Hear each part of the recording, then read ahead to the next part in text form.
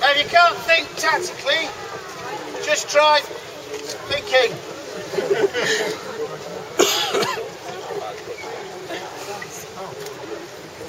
Okay. Now, everything that we've looked at so far has been designed and built purely to defend this. This is known as the Norman Keep, or White Tower, and it was built on the orders of a Frenchman.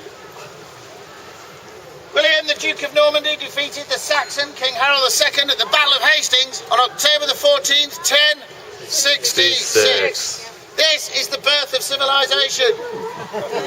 French influence here in England turned us from barbaric, beer-swilling, baby-eating Saxon savages into the refined and cultured people we are today. Merci beaucoup. Now, for William, the coronation took place on Christmas Day that year. All the defeated Saxon warlords were in Westminster Hall to observe the crowning. They'd taken their daughters with them. Why? So that William could marry them off to his warlords.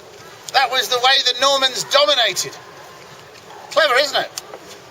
Now, it was a Saxon tradition to let off a mighty cheer when a new chief was crowned. When William was crowned, they cheered. Roar!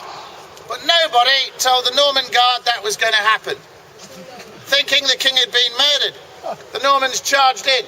Arms were hacked off, heads were split, and people were run through before they realised that the Saxons were just paying their respect.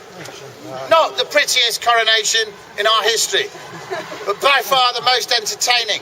And it set the tone for the next 12 years. William had to put down rebellion and insurrection just about everywhere. But by the year 1078, his spin doctors were calling him the Conqueror.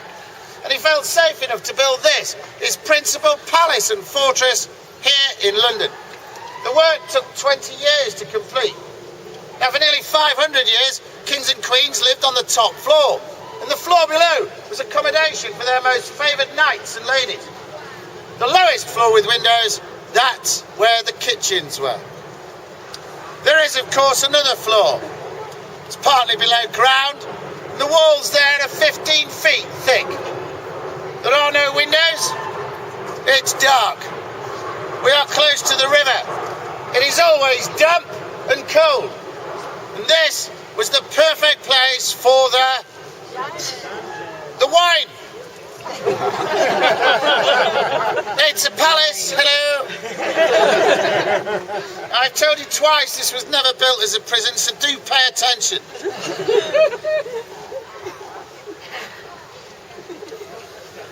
Our first prisoner was a Frenchman. His name was Ranulph de Flambard, and he was the Bishop of Durham. It would be madness to lock a French bishop, any bishop, in a wine cellar. He was actually locked up in the top of that turret. The year was 1100, but by 1101 he'd noticed that the warders liked to drink, and he threw them a party. He had wine brought up from the cellar in casks, and in those days were bound round with rope. And the warders did what they do best, got really drunk and fell asleep. While they slept off this party, Ranulph de Flambard removed the rope from these casks, and this ancient French bishop abseiled 90-odd feet on an improvised line and got away. Our first prisoner escaped, and you think we'd learn from that? You'd be dead wrong.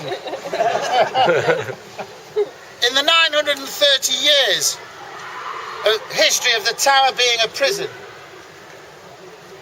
of our 3,500 prisoners, 81 of them escaped. Now, we didn't have a lot of prisoners here at any one time. 81 from 3,500 is an escape ratio of 1 in 42.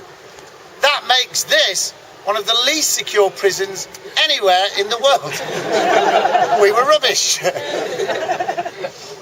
Now, it wasn't until the turn of the 16th century that the wine rack was moved to one side and another rack was installed. And this rack had a very sinister purpose: torture. And torture is misunderstood. A lot of people think of torture as a punishment, but it isn't. Torture is a way to keep a conversation going. Right? It is a tool of interrogation. The most famous interrogation we had here was that of Guy Fawkes, famous in Britain. The only man who ever entered Parliament with honest, noble intentions, a clear agenda, and the resources to see it through. And he never claimed expenses. Of course, he was going to blow the place up. King James I would have been killed in the blast. Keane was desperate to know who else was in Guy Fawkes' plot. Guy Fawkes said nothing. The interrogators asked if they could use torture, and a torture warrant was signed. 48 such warrants had been actioned here at the Tower of London. Guy Fawkes was bound by his wrist and ankles to 2 spindles. These spindles were set in the rack by means of a ratchet mechanism. Each spindle would turn in opposite directions, so he began to stretch. An osteopath would charge you a fortune for this. On our rack, you could stretch a man nearly 4 inches, and the process took slightly less than a day. But at the 3-inch point, any therapeutic value was lost. Joints got pulled apart, you see. Now, your joints are held together with ligament and tendon, and it might surprise you to learn that these are stronger than bone. When your joints get pulled apart, it is in fact your bones that break. They come away in a big flake fracture. Pain! Lots of pain! That's what we're talking about here. They all cracked on the rack, in one way or another. Now, some say Guy Fawkes didn't, but he did sign a confession. That was as good as a death warrant. He was taken from here to Westminster Palace Yard, and there, as a commoner found guilty of treason, like William Wallace, he was hanged, drawn, and quartered. But unlike Wallace, he did not suffer. So brutal had been his racking that as he made his way up the gallows steps, he collapsed and died. But they carried on anyway. This remains a place of torture. It's a gift shop now. On now to Tower Green and the heart of darkness in English history.